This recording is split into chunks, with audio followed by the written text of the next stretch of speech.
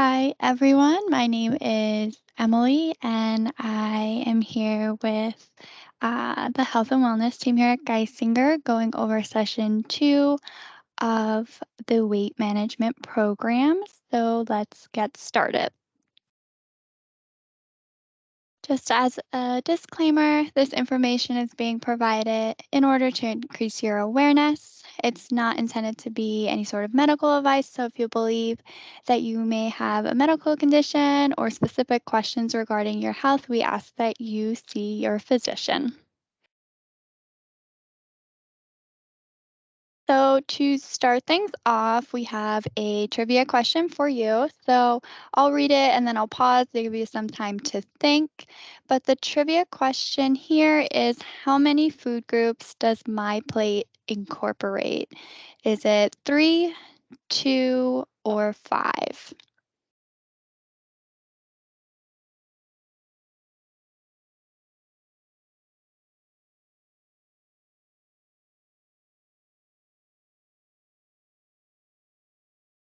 So, the answer here is that my plate has five food groups. So, let's take a look at that. So here is my plate. It's a great visual. So my plate is really designed to help create healthy eating patterns, and it really emphasizes food from all five food groups here. So my plate is designed not only for a daily basis, but also for a lifetime. And it really encourages you to eat a variety of foods to ensure you're getting all the nutrients in a healthy calorie range. So another trivia question here. So we just seen my plate on the previous slide, but let's see if you could remember. The trivia question is, what are the five food groups covered by my plate? And I'll give you a couple seconds here to think through your answer for this one.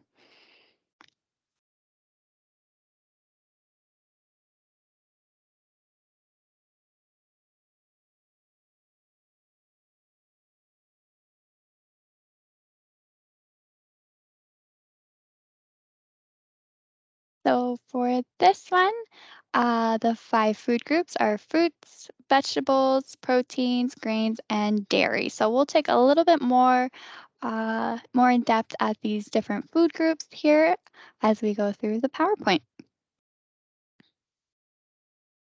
Back to the visual of my plate here, we see fruits and veggies really take up about half the plate, and grains and protein are on the other that half there, being a quarter of the plate each. And then we have dairy up there, right there in the corner. And this is a good visual in that it notes really limiting extras, especially when it might come to snacks or drinks. So we may also want to be mindful of sodium, sugar, or fat content that tend to sneak in our snacks or our favorite drinks from time to time. And they really encourage that starting in small changes, like maybe eating an extra piece of fruit or an extra veggie each day, will help you create a more nutritious and balanced meal. With my plate, there are serving recommendations here. So, really, just to help you get the nutrients your body needs. And these recommendations are just daily serving sizes. So, you could see below it's based on the food group. And then for men and women, they slightly vary, but these are just guidelines. So anybody's required daily serving can change based on their requirements. And it's really just a guide. So some people might need more, some people might need less, but just an overall guide for the general population. And you could see the link down there for My Plate Plan.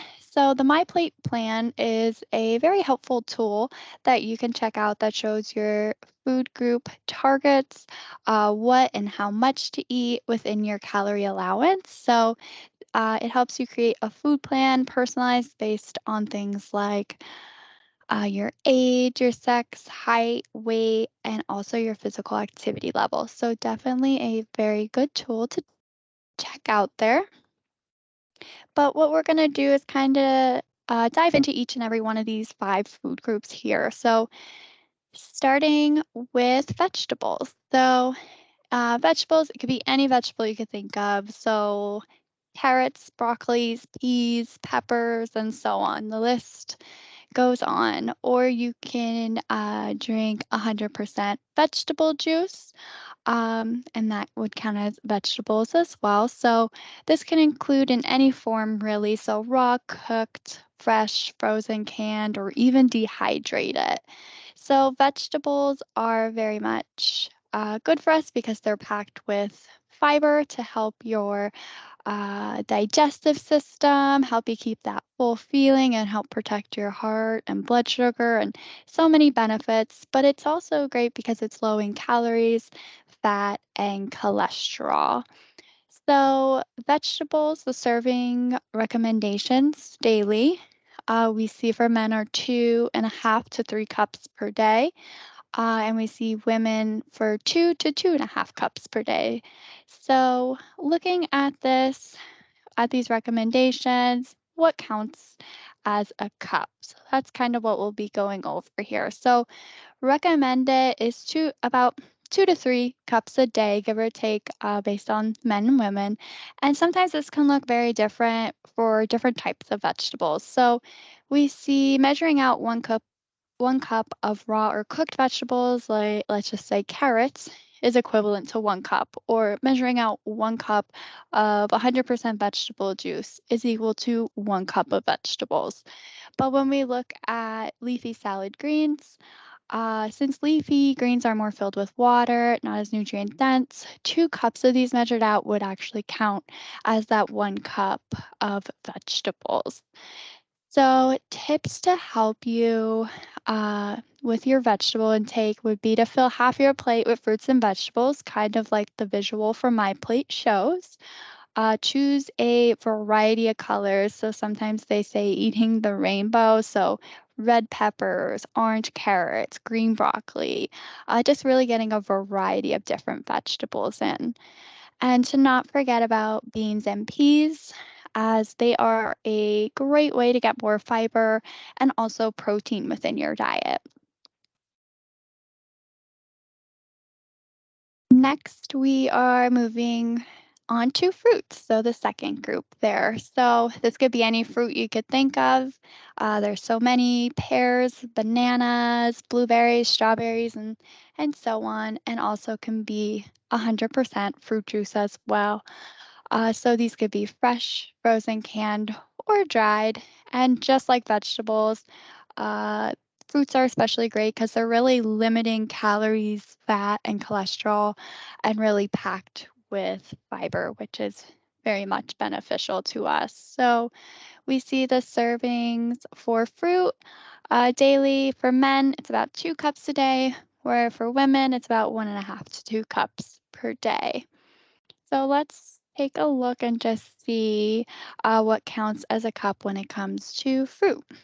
So, measuring out 1 cup of raw or cooked fruit is counts as a cup of 100% fruit juice. We see a half a cup of dried fruit can count as 1 cup serving of fruit, and this is just because it is more nutrient dense, so it is equivalent to that 1 cup of fruit. So, some tips here to help you with fruits is again just like vegetables. So, fill half your plates with fruits and vegetables, like the My Plate model shows, and to make the most out of your choices with whole or cut up fruit. So, we say that just because sometimes juice won't contain the fiber, and fiber is very beneficial to us, and also to vary your fruit choices as they differ in nutrient content. So, again, just kind of getting a variety of different fruits and vegetables as they carry different vitamins and nutrients.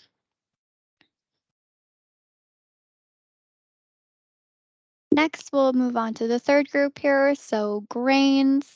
So, grains are made from rice, wheat, oats, cornmeal, barley, and any other cereal grain. So things you might think of are oatmeal, pasta, bread, cereals, tortillas, and um, grits are all example of grain products. So there are two subgroups when it comes to grains. So we have whole grains and we also have refined grains. So whole grains include the entire grain kernel, whereas refined grains have been milled, removing bran, germ, fiber, iron, and many B vitamins. So there's not as much value in these refined grains as there are in our whole grains. So typically, we'll see whole grains on the label when you're shopping, or maybe even examples of whole grain can be things like brown rice, barley, or anything really saying whole grain, like whole grain bread, and stuff like that. Whereas examples of refined grains might be foods that were more processed, such as maybe white bread or white flour. So, with grains, we have a recommended serving of men 6 to 8 ounces per day, and women 5 to 6 ounces per day. And we see here, so what counts as an ounce? So, one slice of bread can count as an ounce. A half a cup of cooked rice, cereal, or pasta can count as an ounce, or 1 cup of ready-to-eat cereal. So tips to help you with your grains could be to make at least half of your grains whole grains, and they contain B vitamins, which can help control weight and hunger.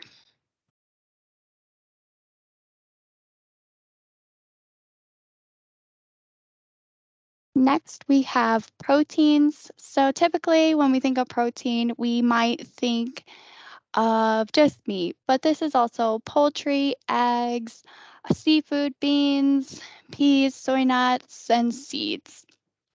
And protein really supplies B vitamins that you can see there, vitamin E, iron, zinc, and magnesium, which all help play an important role in the structure and function of bones, muscles, cartilage, skin, and even blood. So, our recommended servings we could see there are 5 to 5.5 ounces per day for women, and for men, 5.5 to 6 ounces per day. So let's take a look at what counts as an ounce when we're talking about proteins. So when we're looking at protein, we can measure out 1 ounce of lean meat, poultry, or fish, but also an egg can count as 1 ounce, 1 tablespoon of peanut butter, a half ounce of nuts or seeds, a fourth cup of beans or peas that are cooked, and tips to help you make better choices with your protein intake is to select a variety of protein rich foods. So, just really getting a variety because they're all going to have different nutrients. Choosing lean proteins more often. So, that could be choosing extra lean ground beef or skinless chicken, turkey, venison, stuff like that. And we want to aim to at least eat 8 ounces of cooked seafood per week. That is, if you can eat seafood and you like seafood, seafood has a lot of nutrients that can help us out as well. And lastly, looking at dairy. So, dairy is considered to be all milk products as well as many foods that are made from milk or calcium fortified soy milk. So, dairy provides vital nutrients including calcium, potassium, vitamin D, and protein. Foods made from milk that retain little to no calcium might be foods such as cream cheese, creamers, cream, butter, and we're not considering those in the dairy category. When we're looking at the recommended servings for the dairy food group, we see it's 3 cups across the board for men and women here. So when we're thinking about dairy, what counts as a cup? So we can most definitely measure out 1 cup of milk, yogurt, or soy milk to equal 1 cup. And then we have 1.5 ounces of natural cheese and 2 ounces of processed cheese. So natural cheese just contains more important nutrients that weren't processed and taken out of it, whereas processed cheese is sometimes handled a little bit more so. That's why there's the differences between the equivalent of what is a cup of dairy. So, tips to help you when it comes to dairy is to choose a fat free or low fat milk, yogurt, or cheese. And typically, you can see that fat free or low fat labels on the foods that you choose when you are grocery shopping. So, some of the key takeaways that we have here today is to balance your diet by getting a variety and choosing from the 5 food groups that are within my plate. So, we had fruits and veggies, proteins and grains, and dairy as our 5 food groups. And some of the main points we take away from each of those 5 food groups is that with whole grains, we want to make at least half of our grains whole grains. With dairy, we want to choose low fat or fat free dairy. With protein, we want to go lean, so our chicken, our turkey, venison, getting a variety of those. We want to vary with our veggies, so kind of eating the rainbow, getting a bunch of different types of vegetables within our meals. And we also want to focus on fruit, especially eating cut up or raw fruits, as when we are taking um, when we're making juice, 100% juice, it sometimes takes out the fiber in our fruits. So, really focusing on whole fruits or cut up fruit. And lastly, to check out choosemyplate.gov to see what your My Plate plan should be. So, that is a great tool to help you work through your meals.